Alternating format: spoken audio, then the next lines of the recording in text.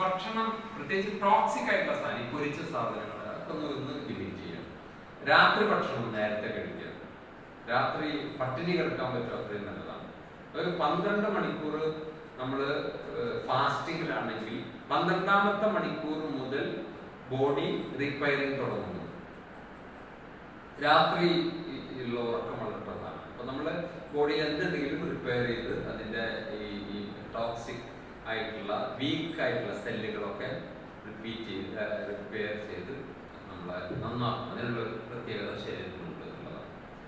അപ്പൊ അങ്ങനെ നമ്മുടെ ബോഡിക്ക് റെസ്റ്റ് കൊടുക്കണം. തിങ്കളാഴ്ച ഒരു ദിവസം നോമ്പെടുക്കുക, വ്യാഴാഴ്ച കൂടി നോമ്പെടുക്കുക, അടിപൊളി. അപ്പൊ ഈ 2 ദിവസങ്ങൾ എടുക്കുമ്പോൾ അതുവരെ നിങ്ങൾ കഴിച്ച വൃത്തികേടുകളൊക്കെ റിപ്പയർ ചെയ്യും ബോഡി. അപ്പൊ അതുകൊണ്ട് ബോഡി പെയിൻ ആ പ്രശ്നം.